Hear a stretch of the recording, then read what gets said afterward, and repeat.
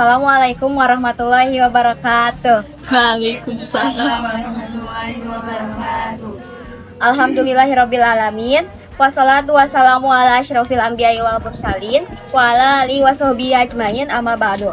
Pertama-tama, marilah kita panjatkan puja, puji serta syukur kita atas kehadirat Allah Subhanahu wa taala yang telah melimpahkan rahmatnya kepada kita semua sehingga kita dapat berkumpul di siang hari yang cerah ini dengan nikmat kesehatan yang masih diberikannya. Tak lupa sholawat serta salam semoga tercurah limpahkan kepada junjungan kita Nabi besar Nabi Muhammad SAW serta kepada keluarga dan para sahabat-sahabatnya yang mulia.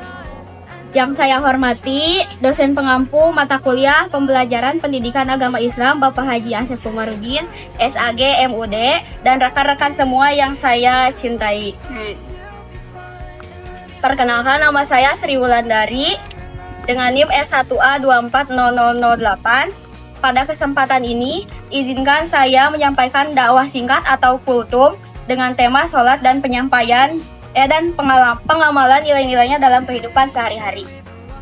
Sholat itu adalah ibadah utama dalam Islam. Ia bukan hanya kewajiban yang harus dilaksanakan 5 kali sehari, tapi juga menjadi sarana untuk mendekatkan diri kepada Allah Subhanahu wa taala dan memperbaiki akhlak kita sebagai seorang muslim. Allah Subhanahu wa taala berfirman dalam surah Al-Ankabut ayat 45. A'udzubillahi minasyaitonirrajim. Bismillahirrahmanirrahim. Utlu ma uhiya ilaika minal kitabi wa aqimis shalah. Inna sholata tanha anil fahsya'i wal munkar. Waladzikrullahi akbar. Wallahu ya'lamu ma tasnaun. Shadaqallahul adzim. Yang artinya sesungguhnya salat itu mencegah dari perbuatan keji dan mungkar. Dan sesungguhnya mengingat Allah dalam salat itu adalah yang utama. Yang utama. Dan Allah mengetahui apa yang kamu kerjakan. Nah, ayat ini menegaskan bahwa salat yang benar bukan hanya berhenti pada gerakan dan bacaan, tapi juga harus tampak dalam kehidupan sehari-hari. Selain itu, Rasulullah SAW juga bersabda, sesungguhnya yang pertama kali dihisab dari amal perbuatan seorang hamba itu pada hari kiamat adalah sholatnya. Jika sholatnya baik, maka baik pula seluruh amalnya, dan jika sholatnya rusak, maka rusak pula seluruh amalnya. Hadis riwayat At-Tirmidzi.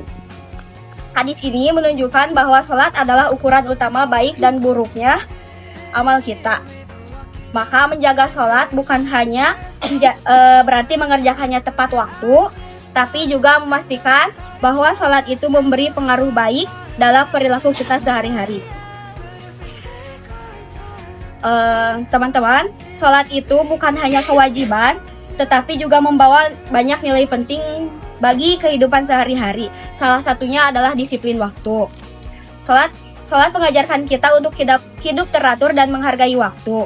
Jika kita terbiasa sholat tepat waktu, maka kita akan terbiasa untuk datang tepat waktu seperti ke kampus ya, teman-teman ya. Tepat waktu untuk bekerja atau memenuhi janji. Selain itu, sholat juga menumbuhkan sifat sabar dan tenang. Saat sholat kita diajak untuk fokus dan mengosongkan hati dari gangguan dunia. Ini membuat kita lebih sabar untuk menghadapi masalah dan tidak mudah marah atau panik. Nilai berikutnya adalah kejujuran dan tanggung jawab.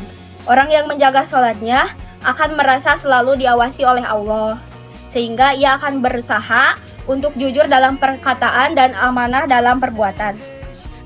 Salat juga mengajarkan kita untuk rendah hati dan bersyukur. Gerakan sujud adalah simbol bahwa kita hamba Allah yang lemah dan tidak boleh sombong. Dengan itu, kita akan lebih merasa bersyukur atas nikmat kecil maupun nikmat besar. Terakhir, salat juga menanamkan cinta terhadap kebersihan. Karena sebelum sholat kita diwajibkan untuk bersuci. Ini membentuk kehidupan kebiasaan hidup bersih baik secara fisik maupun batin. Cukup sekian. Sebelum saya akhiri, saya ingin menyampaikan terima kasih yang sebesar-besarnya kepada dosen kami Bapak Asep Komarudin atas segala ilmu dan bimbingan yang telah beliau berikan kepada kami. Semoga Allah Subhanahu wa taala membalas segala amal beliau dengan pahala yang terus mengalir. Amin amin ya rabbal alamin. Apabila dalam penyampaian ini ada kekurangan, kesalahan kata atau hal-hal yang kurang berkenan di hati, saya mohon maaf yang sebesar-besarnya. Saya hanyalah manusia yang tak luput dari kesalahan. Demikian yang dapat saya sampaikan. Semoga bermanfaat bagi saya terutama dan bagi kita semua. Wassalamualaikum warahmatullahi wabarakatuh. Waalaikumsalam warahmatullahi wabarakatuh.